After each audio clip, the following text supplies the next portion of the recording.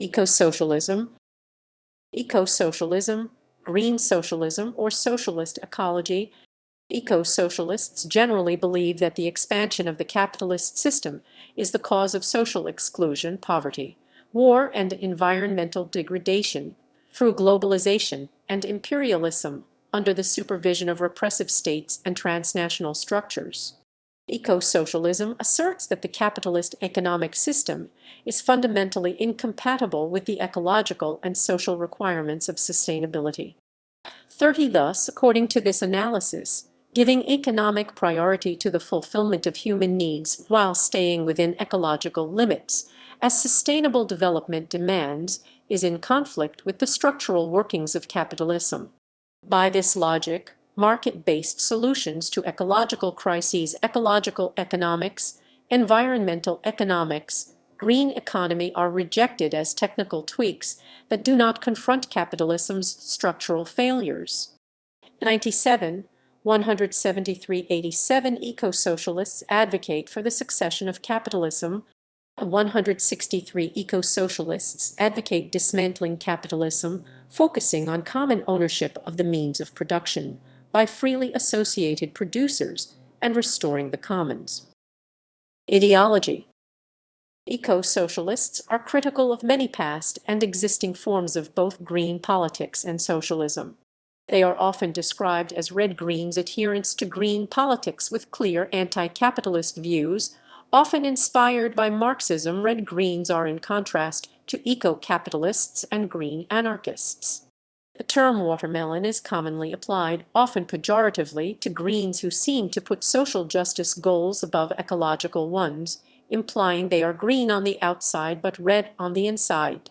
The term is common in Australia and New Zealand, and usually attributed to either Peter Beckman or, more frequently, Warren T. Brooks, both critics of environmentalism. The Watermelon, a New Zealand website, uses the term proudly, stating that it is green on the outside and liberal on the inside, while also citing socialist political leanings, reflecting the use of the term liberal to describe the political left in many English-speaking countries. Red-greens are often considered fundies or fundamentalist greens, a term usually associated with deep ecology, even though the German Green Party Fundy faction included eco-socialists and eco-socialists in other green parties, like Derek Wall, have been described in the press as fundies. Eco-socialists also criticize bureaucratic and elite theories of self-described socialism, such as Maoism, Stalinism, and what other critics have termed bureaucratic collectivism or state capitalism. Instead, eco-socialists focus on imbuing socialism with ecology while keeping the emancipatory goals of first epoch socialism. Eco-socialists aim for communal ownership of the means of production by freely associated producers, with all forms of domination eclipsed, especially gender, inequality, and racism. This often includes the restoration of commons land in opposition to private property, in which local control of resources valorizes the Marxist concept of use value above exchange value. Practically, eco-socialists have generated various strategies to mobilize action on an internationalist basis, developing networks of grassroots individuals and groups that can radically transform society through nonviolent prefigurative projects for a post-capitalist, post-statist world. History. 1880s, 1930s, Karl Marx, William Morris, and influence on the Russian Revolution. Contrary to the depiction of Karl Marx by some environmentalists, social ecologists, and fellow socialists as a productivist who favored the domination of nature, eco-socialists have revisited Marx's writings and believe that he was a main originator of the ecological worldview. Eco-socialist authors like John Bellamy Foster and Paul Burkitt point to Marx's discussion of a metabolic rift between man and nature. His statement that private ownership of the globe by single individuals will appear quite absurd as private ownership of one man by another, and his observation that a society must hand it the planet down to succeed. Nonetheless, other eco-socialists feel that Marx overlooked a recognition of nature in and for itself, ignoring its receptivity and treating nature as subjected to labor from the start in an entirely active relationship. William Morris, the English novelist, poet, and designer, is largely credited with developing key principles of what was later called eco-socialism. During the 1880s and 1890s, Morris promoted his eco-socialist ideas within the Social Democratic Federation and the Socialist League. Following the Russian Revolution, some environmentalists and environmental scientists attempted to integrate ecological consciousness into Bolshevism, although many such people were later purged from the Communist Party of the Soviet Union.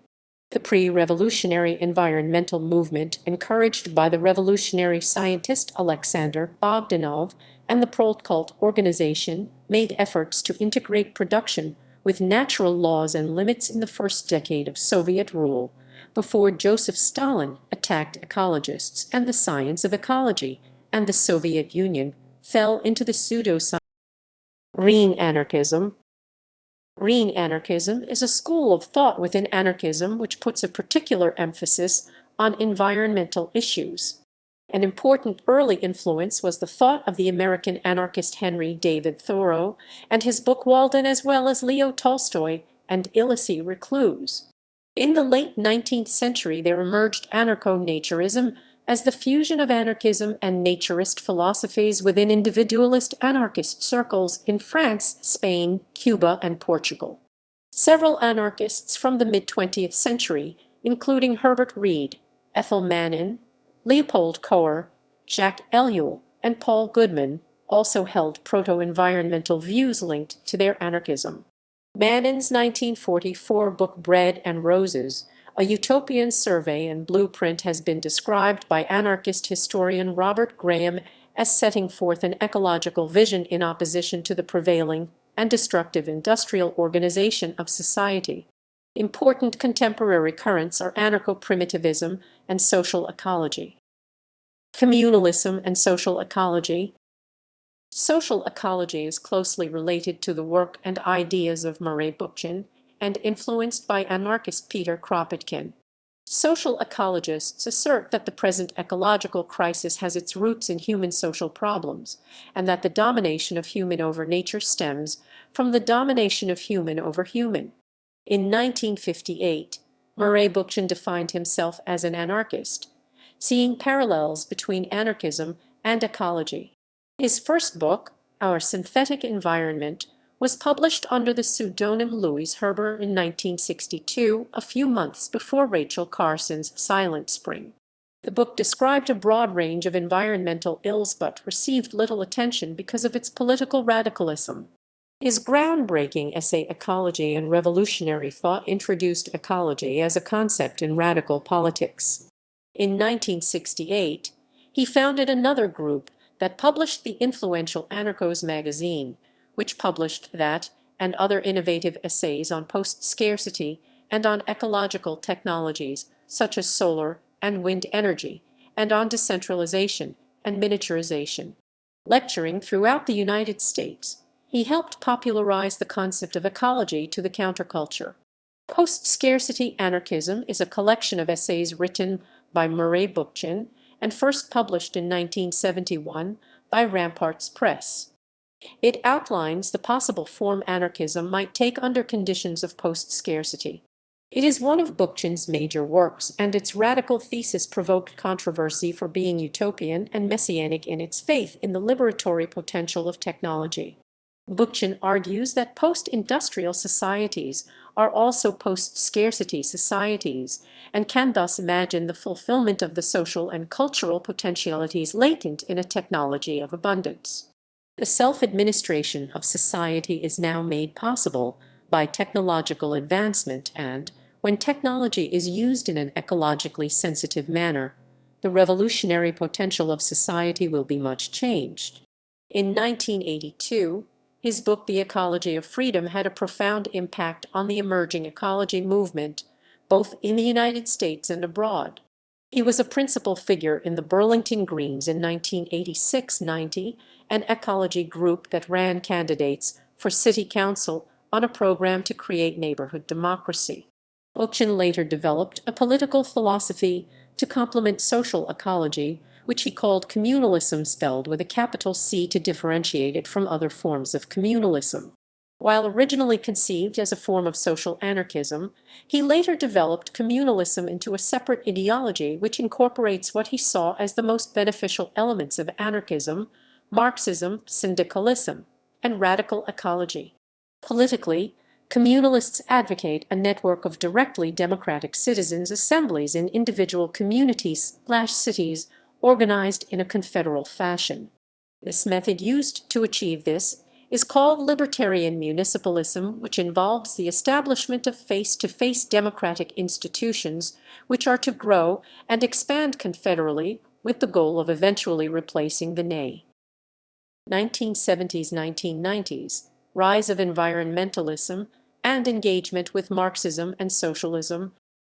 In the 1970s, Barry Commoner, suggesting a left-wing response to the limits to growth model that predicted catastrophic resource depletion and spurred environmentalism, postulated that capitalist technologies were chiefly responsible for environmental degradation.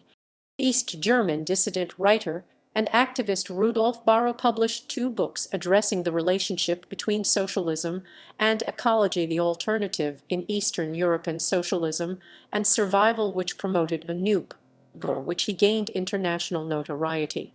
At around the same time, Alan Roberts, an Australian Marxist, posited that people's unfulfilled needs fueled consumerism. Fellow Australian Ted Trainer further called upon socialists to develop a system that met human needs, in contrast to the capitalist system of created wants. A key development in the 1980s was the creation of the journal Capitalism, Nature, Socialism CNS, with James O'Connor as founding editor, and the first issue in 1988. The debates ensued led to a host of theoretical works by O'Connor, Carolyn Merchant, Paul Burkett, and others. The Australian Democratic Socialist Party launched the Green Left weekly newspaper in 1991, following a period of working within Green Alliance and Green Party groups in formation. This ceased when the Australian Greens adopted a policy of proscription of other political groups in August 1991. The DSP also published a comprehensive policy resolution, Socialism and Human Survival, in book form in 1990, with an expanded second edition in 1999 entitled Environment, Capitalism and Socialism. 1990s onwards, engagement with the anti-globalization movement and the Eco-socialist manifesto. The 1990s saw the socialist feminists Mary Miller and Ariel Saleh address environmental issues within an eco-socialist paradigm. With the rising profile of the anti-globalization movement in the Global South and environmentalism of the poor, combining ecological awareness and social justice, has also become prominent. David Pepper also released his important work, Ecosocialism, From Deep Ecology to Social Justice, in 1994, which critiques the current approach of many within green politics, particularly deep ecologists. In 2001, Joel Koval, a social scientist, psychiatrist, and former candidate for the Green Party of the United States GPUS presidential nomination in 2000, and Michael Lowy, an anthropologist and member of the reunified Fourth International, released an Eco-socialist manifesto, which has been adopted by some organizations and suggests. Koval's 2002 work, The Enemy of Nature, The End of Capitalism or the End of the World, is considered by many to be the most up-to-date exposition of eco-socialist thought. In October 2007, the International Eco-socialist Network was founded in Paris. Influence on current green and socialist movements. Currently, many green parties around the world, such as the Dutch Green Left Party GroenLinks, contain strong eco-socialist elements. Radical red-green alliances have been formed in many countries by eco-socialists, radical greens, and other radical left groups. In Denmark, the Red-Green Alliance was formed as a coalition of numerous radical parties.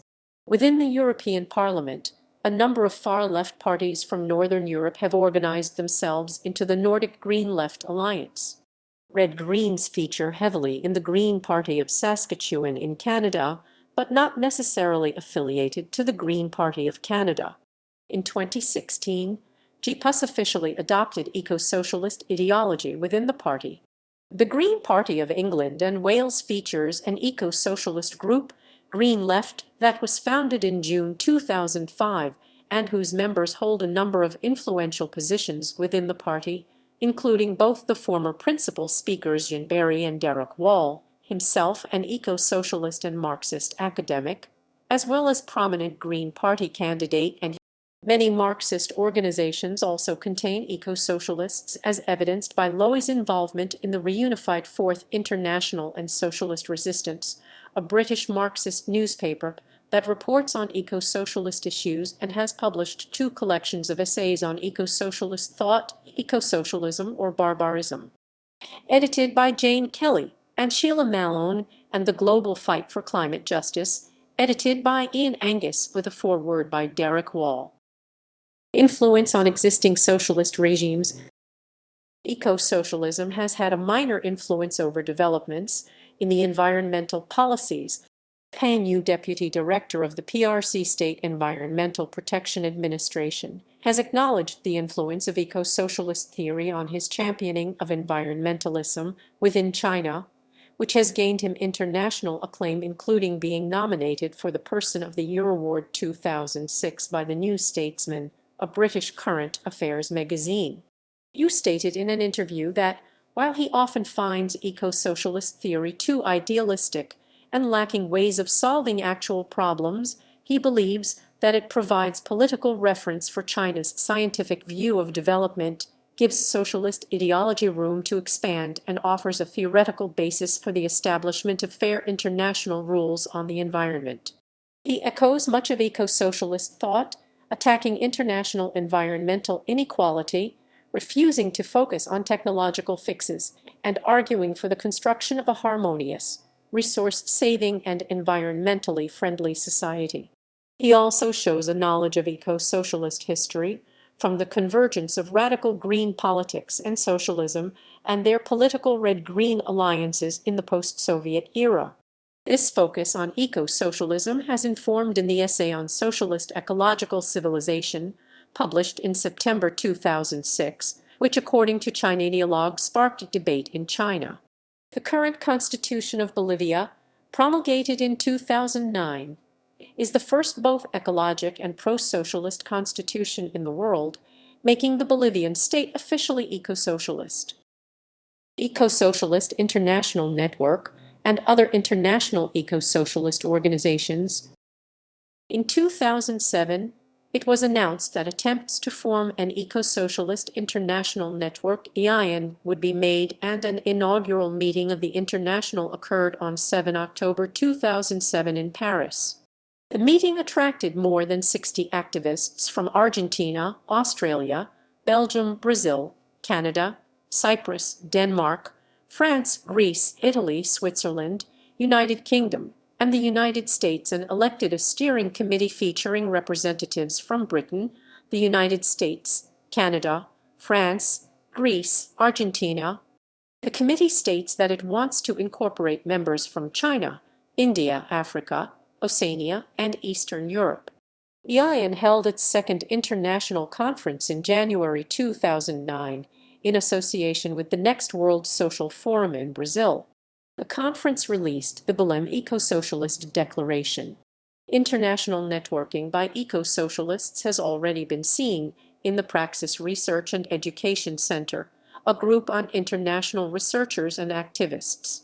Based in Moscow and established in 1997, Praxis, as well as publishing books by libertarian socialists, Marxist humanists, anarchists, and syndicalists, running the Victor Serge Library, and opposing war in Chechnya, states that it believes that capitalism has brought life on the planet near to the brink of catastrophe, and that a form of critique of capitalist expansion and globalization, merging aspects of Marxism, socialism, environmentalism, and ecology, eco-socialists generally believe that the capitalist system is the cause of social exclusion, inequality, and environmental degradation through globalization and imperialism, under the supervision of repressive states and transnational structures. In the Eco-Socialist Manifesto 2001, Joel Koval and Michael Lowy suggest that capitalist expansion causes crises of ecology through the rampant industrialization and societal breakdown that springs from the form of imperialism known as globalization. They believe that capitalism's expansion exposes ecosystems to pollutants, habitat destruction, and resource depletion, reducing the sensuous vitality of nature to the cold exchangeability required for the accumulation of capital, while submerging the majority of the world's people to a mere reservoir of labor power as it penetrates communities through consumerism and deep. Other eco-socialists like Derek Wall highlight how in the global south free market capitalist structures economies to produce export-geared crops that take water from traditional subsistence farms, increasing hunger and the likelihood of famine. Furthermore, forests are increasingly cleared and enclosed to produce cash crops that separate people from their local means of production. Wall shows that many of the world's poor have access to the means of production through non-monetized communal means of production, such as subsistence farming, but, despite providing for need and a level of prosperity, these are not included in conventional economics measures like GNP. Wall therefore views neoliberal globalization as part of the long struggle of the state and commercial interests to steal from those who subsist by removing access to the resources that sustain ordinary people across the globe.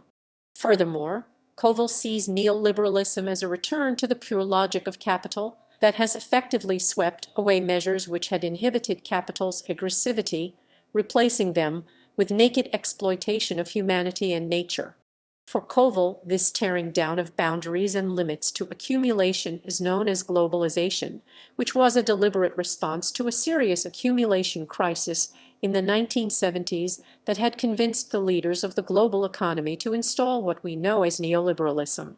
Furthermore, Ramachandra Guha and Joan Martinez Allier blame globalization for creating increased levels of waste and pollution, and then dumping the waste on the most vulnerable in society, particularly those in the global south. Others have also noted that capitalism disproportionately affects the poorest in the global north as well, leading to examples of resistance such as the environmental justice movement in the United States, consisting of working-class people and ethnic minorities who highlight the tendency for waste dumps, major road projects, and incinerators to be constructed around socially. However, as Wall highlights, such campaigns are often ignored or persecuted precisely because they originate among the most marginalized in society. The African American radical green religious group MOVE, campaigning for ecological revolution and animal rights from Philadelphia, had many members imprisoned or even killed by U.S. authorities from the 1970s. Eco-socialism disagrees with the elite theories of capitalism, which tend to label a specific class or social group as conspirators who construct a system that satisfies their greed and personal desires. Instead, eco-socialists suggest that the very system itself is self-perpetuating, fueled by extra-human or impersonal forces. Koval uses the Bhopal industrial disaster as an example. Many anti-corporate observers would blame the avarice of those at the top of many multinational corporations, such as the Union Carbide Corporation in Bhopal, for seemingly isolated industrial accidents. Conversely, Koval suggests that Union Carbide were experiencing a decrease in sales that led to falling profits, which, due to stock market conditions, translated into a drop in share values.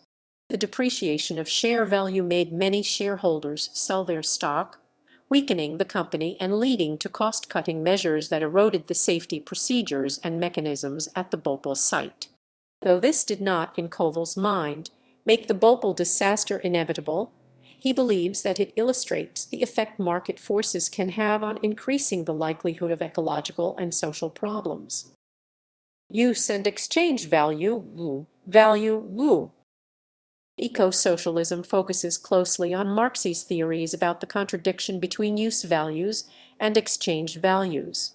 Koval posits that, within a market, goods are not produced to meet needs but are produced to be exchanged for money that we then use to acquire other goods, As we have to keep selling in order to keep buying, we must persuade others to buy our goods just to ensure our survival, which leads to the production of goods with no previous use that can be sold to such goods, in an eco-socialist analysis, produce exchange values but have no use value.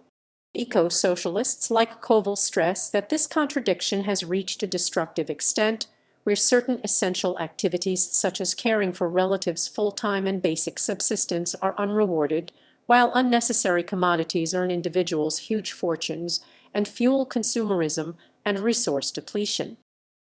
Second contradiction of capitalism. James O'Connor argues for a second contradiction of underproduction, to complement Marx's first contradiction of capital and labor. While the second contradiction is often considered a theory of environmental degradation, O'Connor's theory in fact goes much further. Building on the work of Karl Polanyi, along with Marx, O'Connor argues that capitalism necessarily undermines the conditions of production necessary to sustain the endless accumulation of capital. These conditions of production include soil, water, energy, and so forth. But they also include an adequate public education system, transportation infrastructures, and other services that are not produced directly by capital, but which capital needs in order to accumulate effectively. As the conditions of production are exhausted, the costs of production for capital increase. For this reason, the second contradiction generates an underproduction crisis tendency, with the rising cost of inputs and labor to complement the overproduction tendency of too many commodities for too few customers. Like Marx's contradiction of capital and labor, the second contradiction therefore threatens the system's existence. In addition, O'Connor believes that, in order to remedy environmental contradictions, the capitalist system innovates new technologies that overcome existing problems but introduce new ones. O'Connor cites nuclear power as an example, which he sees as a form of producing energy that is advertised as an alternative to carbon-intensive, non-renewable fossil fuels, but creates long-term radioactive waste and other dangers to health and security. While O'Connor believes that capitalism is capable of spreading out its economic supports so widely that it can afford to destroy one ecosystem before moving on to another, he and many other eco-socialists now fear that, with the onset of globalization, the system is running out of new ecosystems. Koval adds that capitalist firms have to continue to extract profit through a combination of intensive or extensive exploitation and selling to new markets, meaning that capitalism must grow indefinitely to exist, which he thinks is impossible on a planet of finite resources. Role of the state and transnational organizations. Capitalist expansion is seen by eco-socialists as being hand in glove with corrupt and subservient client states that repress dissent against the system. Governed by international organizations under the overall supervision of the Western powers and the superpower United States, which subordinate peripheral nations economically and militarily. Koval further claims that capitalism itself spurs conflict and, ultimately, war. Koval states that the war on terror between Islamist extremists and the United States is caused by oil imperialism, whereby the capitalist nations require control over sources of energy, especially oil, which are necessary to continue intensive industrial growth in the quest for control of such resources. Koval argues that the capitalist nations, specifically the United Eco-socialists, believe that state or self-regulation of markets does not solve the crisis because to do so requires setting limits upon accumulation, which is unacceptable for a growth-orientated system. They believe that terrorism and revolutionary impulses cannot be tackled properly because to do so would mean abandoning the logic of empire. Instead, eco-socialists feel that increasing repressive counter-terrorism increases alienation and causes further terrorism, and believe that state counter-terrorist methods are, in Koval and Lowy's words, evolving into a new and malignant variation of fascism. They echo Rosa Luxemburg's stark choice between socialism or barbarism, which was believed to be a prediction of the coming of fascism, and further forms of destructive capitalism. At the beginning of the 20th century, Luxembourg was in fact murdered by proto-fascist Freikorps in the Revolutionary. Tensions within the eco-socialist discourse. Reflecting tensions within the environmental and socialist movements, there is some conflict of ideas. However, in practice, a synthesis is emerging which calls for democratic regulation of industry in the interests of people and the environment, nationalization of some key environmental industries, local democracy, and an extension of co-ops and the library principle.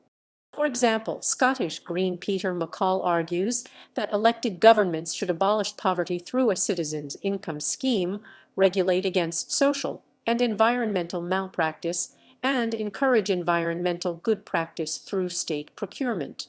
At the same time, economic and political power should be devolved, as far as is possible, through cooperatives and increased local decision-making. By putting political and economic power into the hands of the people most likely to be affected by environmental injustice, it is less likely that the injustice will take place. Critique of other forms of green politics.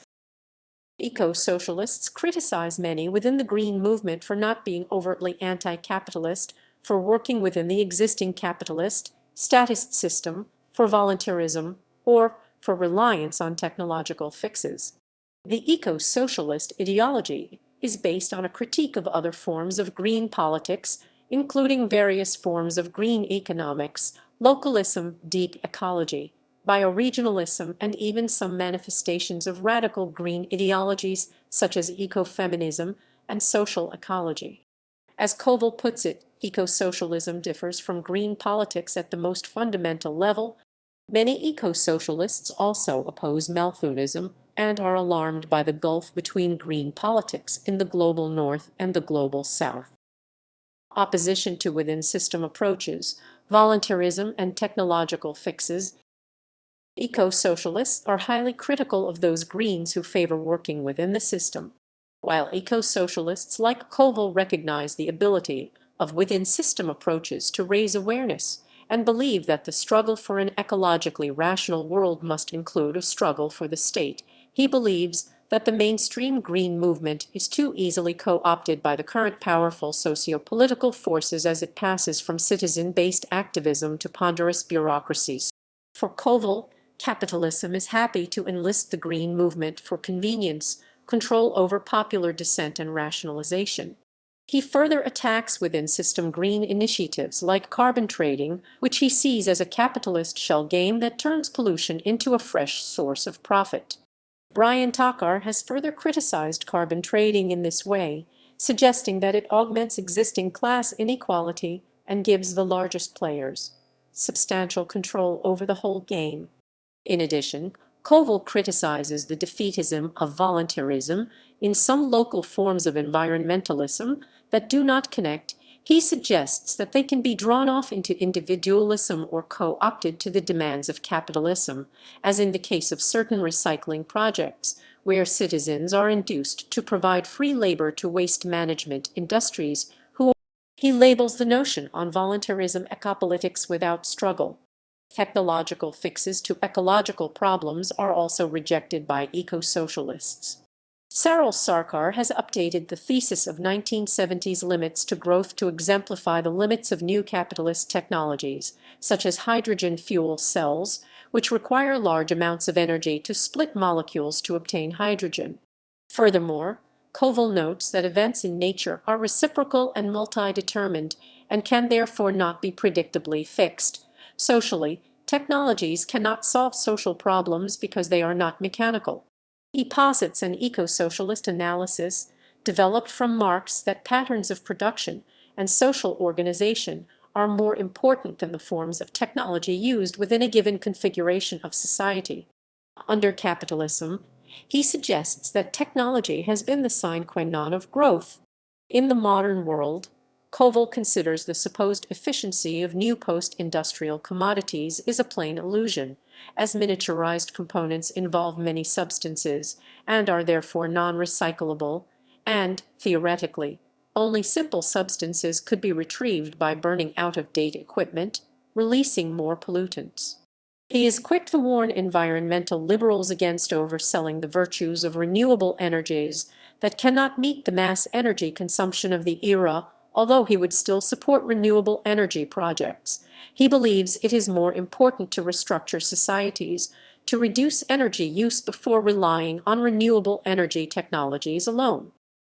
Critique of green economics. Critique of deep ecology. Despite the inclusion of both in political factions, like the fundies of the German Green Party, eco-socialists and deep ecologists hold markedly opposite views. Eco-socialists like Koval have attacked deep ecology because, like other forms of green politics and green economics, it features virtuous souls who have no internal connection with the critique of capitalism and the emancipation of labor. Koval is particularly scathing about deep ecology and its fatuous pronouncement that green politics is neither left nor right, but ahead, which for him ignores the notion that which does not confront the system becomes its instrument.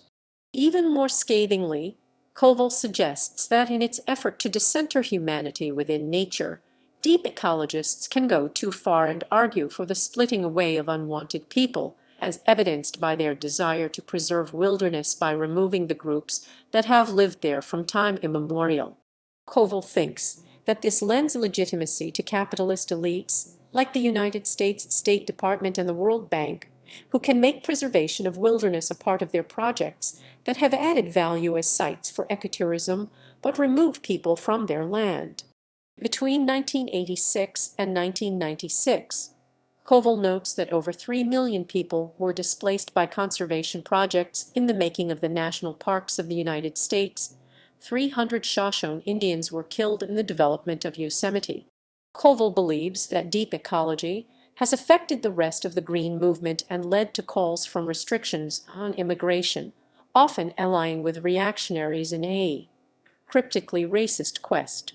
Indeed, he finds traces of deep ecology in the biological reduction of nazism, an ideology many organicist thinkers have found appealing, including Herbert Gruhl, a founder of the German Green Party, who subsequently left when it became more left-wing and originator of the phrase neither left nor right, but ahead.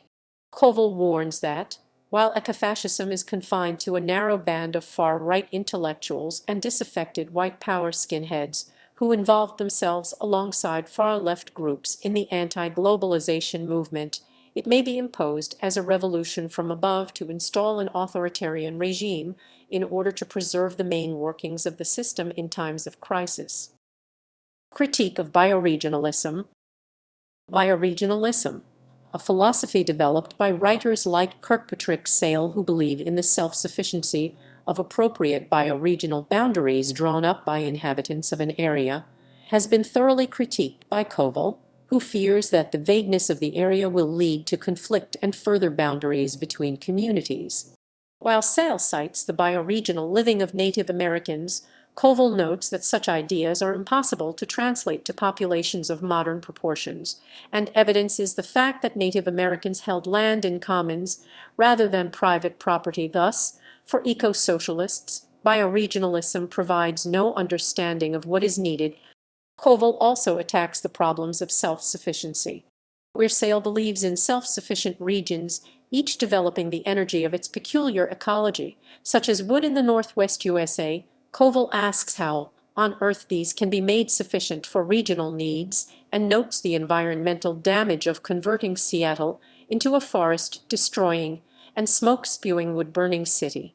Koval also questions Sale's insistence on bioregions that do not require connections with the outside, but within strict limits, and whether this precludes journeys to visit family members and other forms of travel.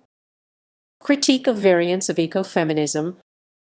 Like many variants of socialism and green politics, eco-socialists recognize the importance of the gendered bifurcation of nature and support the emancipation of gender as it is at the root of patriarchy and class. Nevertheless, while Koval believes that any path out of capitalism must also be ecofeminist, he criticizes types of ecofeminism that are not anti-capitalist and can essentialize women's closeness to nature and build from there. Submerging history into nature becoming more at place in the comforts of the New Age growth center. These limitations for Koval keep ecofeminism from becoming a coherent social movement. Critique of social ecology. While having much in common with the radical tradition of social ecology, eco-socialists still see themselves as distinct. Koval believes this is because social ecologists see hierarchy in itself as the cause of ecological destruction, whereas eco-socialists focus on the gender and class domination embodied in capitalism and recognize that forms of authority that are not an expropriation of human power for self-aggrandizement, such as a student-teacher relationship. In practice, Koval describes social ecology as continuing the anarchist tradition of nonviolent direct action, which is necessary but not sufficient because it leaves unspoken the question of building an ecological society beyond capital. Furthermore, social ecologists and anarchists tend to focus on the state alone, rather than the class relations behind state domination in the view of Marxists. Koval fears that this is political, springing from historical hostility to Marxism among anarchists, and sectarianism, which he points out as a fault of the brilliant but dogmatic founder of social ecology, Murray Bookchin. Opposition to Malthunism and NeoMalthunism. While Malthunism and eco-socialism overlap within the Green movement because both address over-industrialism, and despite the fact that eco-socialists, like many within the Green movement, are described as neo-Malthusian because of their criticism of economic growth, eco-socialists are opposed to Malthunism. This divergence stems from the difference between Marxist and Malthusian examinations of social injustice. Whereas Marx blames inequality on class injustice, Malthus argued that the working class remained poor because of their greater fertility and birth rates. Neo-Malthusians have slightly modified this analysis by increasing their focus on overconsumption. Nonetheless, eco-socialists find this attention inadequate. They point to the fact that Malthus did not thoroughly examine ecology and that Garrett Hardin, a key neo-Malthusian, suggested that further enclosed and privatized land, as opposed to commons, would solve the chief environmental problem, which Hardin labeled the tragedy of the commons. 2 Varieties of Environmentalism. Joan Martinez Allier and Ramachandra Guha attacked the gulf between what they see as the 2 varieties of environmentalism, the environmentalism of the North. Nonetheless, other eco-socialists, such as Wall, have also pointed out that capitalism disproportionately affects the poorest in the global North as well, leading to examples of resistance such as the environmental justice movement in the US and groups like MOVE. Critique of other forms of socialism.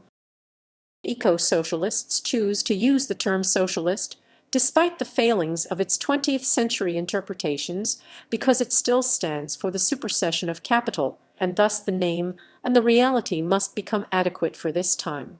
Eco-socialists have nonetheless often diverged with other Marxist movements. Eco-socialism has also been partly influenced by and associated with agrarian socialism, as well as some forms of Christian socialism, especially in the United States. Critique of actually existing socialism.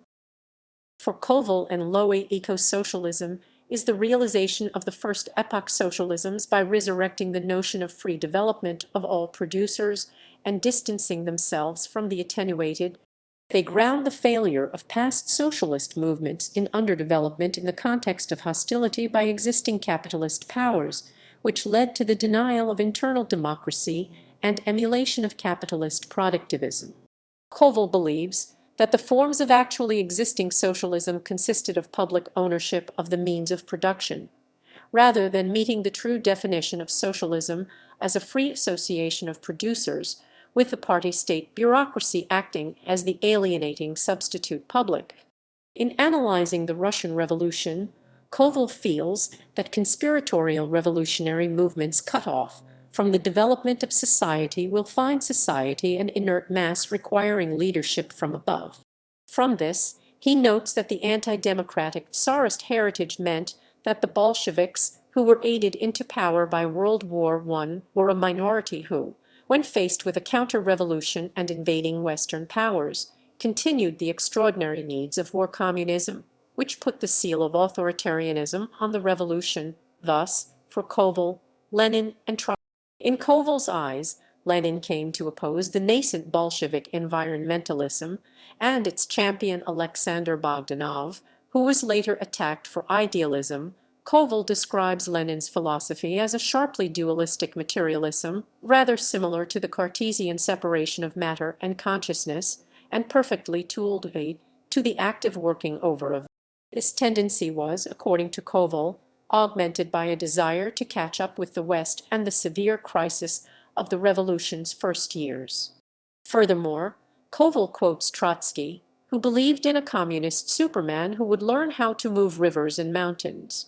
Koval believes that, in Stalin's revolution from above and mass terror in response to the early 1930s economic crisis, Trotsky's writings were given official imprimatur, despite the fact that Trotsky himself was eventually purged, as Stalinism attacked the very notion of ecology. Koval adds that Stalin would win the gold medal for enmity to nature, and that in the face of massive environmental degradation, the inflexible Soviet bureaucracy became increasingly inefficient and unable to emulate capitalist accumulation, leading to a vicious cycle that led to its collapse. Critique of the wider socialist movement. Beyond the forms of actually existing socialism, Koval criticizes socialists in general as treating ecology as an afterthought and holding a naive faith in the ecological capacities of a working class defined by generations of capitalist production. He cites David McNally, who advocates increasing consumption levels under socialism, which, for Koval, contradicts any notion of natural limits.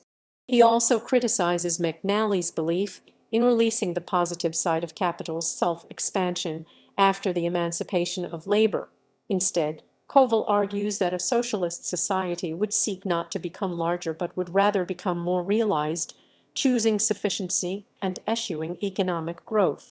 Koval further adds that the socialist movement was historically conditioned by its origins in the era of industrialization, so that, when modern socialists like McNally advocate a socialism that cannot be at the expense of the range of human satisfaction, they fail to recognize that these satisfactions can be problematic with respect to nature when they have been historically shaped by the eco-socialist strategy. Eco-socialists generally advocate the nonviolent dismantling of capitalism to get to an eco-socialist society. Eco-socialists advocate working-class anti-capitalist resistance, but also believe that there is potential for agency in autonomous, grassroots individuals and groups across the world who can build prefigurative projects for nonviolent radical social change. These prefigurative steps go beyond the market and the state and base production on the enhancement of use values, leading to the internationalization of resistance communities in an eco-socialist party or network of grassroots groups focused on nonviolent, radical social transformation. An eco-socialist revolution is then carried out. Agency. Many eco-socialists, like Alan Roberts, have encouraged working-class action and resistance, such as the Green Bane movement, in which workers refuse to participate in projects that are ecologically harmful. Similarly, Koval focuses on working-class involvement in the formation of eco-socialist parties or their increased involvement in existing green parties. However, he believes that, unlike many other forms of socialist analysis, there is no privileged agent or revolutionary class, and that there is potential for agency in numerous autonomous, grassroots individuals. He defines prefiguration as the potential for the given to contain the lineaments of what is to be, meaning that a moment toward the future exists embedded in every point of the social organism where a need arises. If everything has prefigurative potential, Koval notes that forms of potential ecological production will be scattered, and thus suggests that the task is to free them and connect them. While all human ecosystems have eco-socialist potential, Koval points out that ones such as the World Bank have low potential, whereas internally democratic anti-globalization affinity groups have a high potential through a dialectic that involves the active bringing and holding together of negations, such as the group acting as an alternative institution production of an ecological state. Therefore, practices that in the same motion enhance use values and diminish exchange values are the ideal for eco-socialists. Prefiguration. For Koval, the main prefigurative steps are that people ruthlessly criticize the capitalist system, and that they include in this a consistent attack on the widespread belief that there can be no alternative to it, which will then delegitimate the system and release people into struggle. Koval justifies this by stating that radical criticism of the given can be a material force, even without an alternative, because it can seize the mind of the masses of people, leading to dynamic and exponential, rather than incremental and linear, victories that spread rapidly. Following this, he advocates the expansion of the dialectical eco-socialist potential of groups through sustaining the confrontation and internal cohesion of human ecosystems, leading to an activation of potentials in others that will spread across the whole social field as a new set of orienting principles that define an ideology or party life formation. In the short term, eco-socialists like Koval advocate activities that have the promise of breaking down the commodity form. This includes organizing labor, which is a reconfiguring of the use value of labor power, forming cooperatives, allowing a relatively free association of labor, forming localized currencies, which he sees as undercutting the value basis of money, and supporting radical media that, in his eyes, involve an undoing of the fetishism of commodities. Aranger, Wall, and Koval have advocated economic localization in the same vein as many in the Green movement, although they stress that it must be a prefigurative step rather than an end in itself. Koval also advises political parties attempting to democratize the state that there should be dialogue but no compromise with established political parties, and that there must be a continual association of electoral work with movement work to avoid being sucked back into the system. Such parties, he believes, should focus on the local rungs of the political system first, before running national campaigns that challenge the existing system by the elementary means of exposing its broken promises. Koval believes in building prefigurations around forms of production based on use values, which will provide a practical vision of a post-capitalist, post-statist system. Such projects include in Dimedia a democratic rendering of the use values of new technologies, such as the Internet, and a continual involvement in wider struggle, open source software, Wikipedia, public libraries, and many other initiatives, especially those developed within the anti-globalization movement. These strategies, in Wall's words, go beyond the market and the state by rejecting the supposed dichotomy between private enterprise and state-owned production, while also rejecting any combination of the two through a mixed economy. He states that these present forms of amphibious politics, which are half in the dirty water of the present but seeking to move on to a new, unexplored territory. Wall suggests that open-source software, for example, opens up a new form of commons regime in cyberspace, which he praises as production for the pleasure of invention, that gives access to resources without exchange. He believes that open source has bypassed both the market and the state and could provide developing countries with free access to vital computer software. Furthermore, he suggests that an open source economy means that the barrier between user and provider is eroded, allowing for cooperative creativity. He links this to Marxism and the notion of usufruct, asserting that Marx would have been a Firefox user. Internationalization of prefiguration and the Eco-Socialist Party.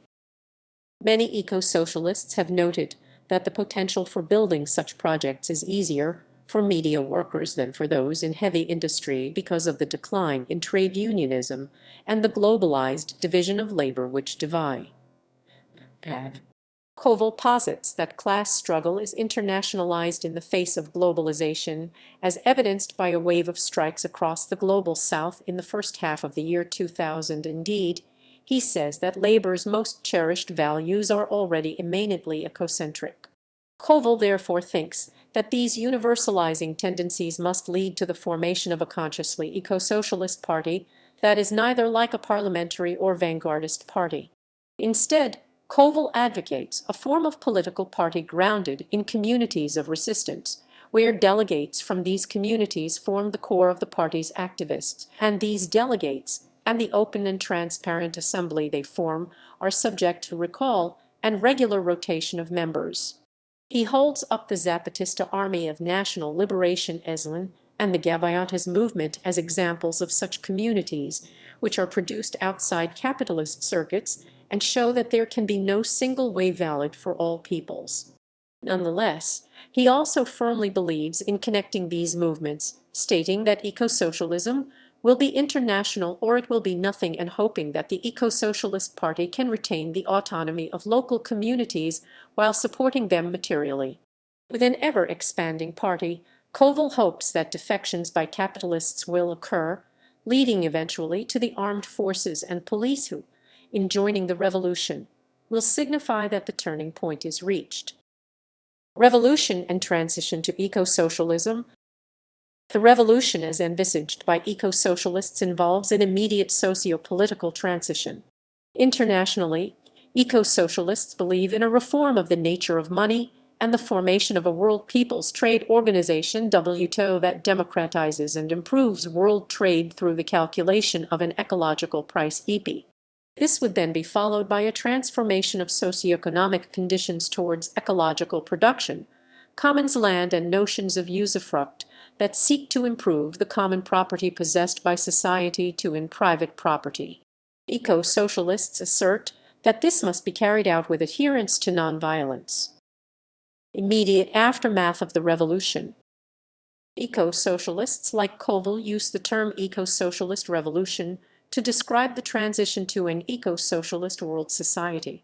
In the immediate socio-political transition, he believes that four groups will emerge from the revolution, namely revolutionaries, those whose productive activity is directly compatible with ecological production such as nurses, school teachers, librarians, independent farmers, and many other examples, those whose pre-revolutionary practice was given over. In terms of political organization, he advocates an interim assembly made up of the revolutionaries that can devise incentives to make sure that vital functions are maintained, such as short-term continuation of differential remuneration for labor, handle the redistribution of social roles and assets, convene in widespread locations, and send delegates to regional, state. From there, he asserts that productive communities will form the political as well as economic unit of society and organize others to make a transition to eco-socialist production. He adds that people will be allowed to be members of any community they choose with associate membership of others, such as a doctor having main membership of healthcare communities as a doctor and associate membership of child-rearing communities as a father. Each locality would, in Koval's eyes, require one community that administered the areas of jurisdiction through an elected assembly. High-level assemblies would have additional supervisory roles over localities to monitor the development of ecosystemic integrity and administer society-wide services like transport in state-like functions, before the interim assembly can transfer responsibilities to the level of the society as a whole through appropriate and democratically responsive committees. Transnational trade and capital reform. In Koval's eyes, part of the eco-socialist transition is the reforming money to retain its use in enabling exchanges while reducing its functions as a commodity in its own right and repository of value. He argues for directing money to enhancement of use values through a subsidization of use values that preserves the functioning core of the economy while gaining time and space for rebuilding it. Internationally, he believes in the immediate cessation of speculation in currencies, breaking down the function of money as commodity, and redirecting funds on use values, the cancellation of the debt of the Global South, breaking the back of the value function of money, and the redirecting the vast reservoir of mainly phony value to reparations and ecologically sound development. He suggests the end of military aid and other forms of support to comprador elites in the South will eventually lead to their collapse.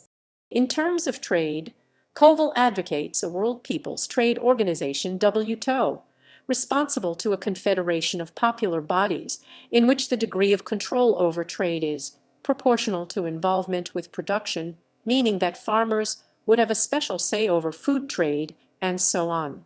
He posits that the WTO should have an elected council that will oversee a reform of prices in favor of an ecological price EP determined by the difference between actual use values and fully realized ones, thus having low tariffs for forms of ecological production, like organic agriculture. He also envisages the high tariffs on non-ecological production, providing the EP would also internalize the costs of current externalities like pollution and would be set as a function of the distance traded, reducing the effects of long-distance transport like carbon emissions and increased packaging of goods. He thinks that this will provide a standard of transformation for non-ecological industries like the automobile industry, thus spurring changes towards ecological production. Ecological production. Eco-socialists pursue ecological production that, according to Koval, goes beyond the socialist vision of the emancipation of labor to the realization of use values and the appropriation of intrinsic value. He envisions a form of production in which the making of a thing becomes part of the thing made, so that, using a high-quality meal as an analogy, pleasure would obtain for the cooking of the meal. Thus, activities reserved as hobbies under capitalism would compose the fabric of everyday life under eco-socialism. This, for Koval, is achieved if labor is freely chosen and developed, with a fully realized use value achieved by a negation of exchange value, and he exemplifies the Food Not Bombs project for adopting this. He believes that the notion of mutual recognition for the process as well as the product will avoid exploitation and hierarchy, with production allowing humanity to live more directly and receptively embedded in nature. Koval predicts that a reorientation of human need will occur that recognizes ecological limits and sees technology as fully participant in the life of ecosystems, thus removing it from profit-making exercises. In the course on an eco-socialist revolution, writers like Koval advocate a rapid conversion to eco-socialist production for all enterprises, followed by restoring ecosystemic integrity to the workplace through steps like workers' ownership. He then believes that the new enterprises can build socially developed plans of production for societal needs, such as efficient light rail transport components. At the same time, Koval argues for the transformation of essential but, under capitalism, non-productive labor, such as child care, into productive labor, thereby giving reproductive labor a status equivalent to productive labor. During such a transition, he believes that income should be guaranteed and that money will still be used under new conditions of value, according to use and to the degree to which ecosystem integrity is developed and advanced by any particular production. Within this structure, Koval asserts that markets and will become unnecessary, although market phenomena in personal exchanges and other small instances might be adopted, and communities and elected assemblies will democratically decide on the ALEC. Istvin Meszaros believes that such genuinely planned and self-managed as opposed to bureaucratically planned from above productive activities are essential if eco-socialism is to meet its fundamental objectives. Eco-socialists are quick to assert that their focus on production does not mean that there will be an increase in production and labor under eco-socialism. Koval thinks that the emancipation of labor and the realization of use value will allow the spheres of work and culture. He cites the example of Paraguayan Indian communities organized by Jesuits in the 18th century, who made sure that all community members learned musical instruments and had laborers take musical instruments to the fields and take turns playing music or harvesting. Commons, property, and usufruct. Most eco-socialists, including Allier and Guha eco-subsistence ecofeminists like Vandana Shiva, when they argue for the restoration of commons land over private property, they blame ecological degradation on the inclination to short-term, profit-inspired decisions inherent within a market system. For them, privatization of land strips people of their local communal resources in the name of creating markets for neoliberal globalization, which benefits a minority. In their view, Successful commons systems have been set up around the world throughout history to manage areas cooperatively, based on long-term needs and sustainability instead of short-term profit. Many eco-socialists focus on a modified version of the notion of usufruct to replace capitalist private property arrangements. As a legal term, usufruct refers to the legal right to use and derive profit or benefit from property that belongs to another person, as long as the property is not damaged. According to eco-socialists like Koval, a modern interpretation of the idea is where one uses, enjoys, and through that improves another's property, as its Latin etymology condenses the two meanings of use as in use value and enjoyment, and as in the gratification expressed in freely associated labor. The idea, according to Koval, has roots in the Code of Hammurabi and was first mentioned in Roman law, where it applied to ambiguities between masters and slaves with respect to property. It also features in Islamic Sharia law, Aztec law, and the Napoleonic Code. Crucially for eco-socialists, Marx mentioned the idea when he stated that human beings are no more than the planet's usufructuaries, and, like Bonipater's families, they must hand it down.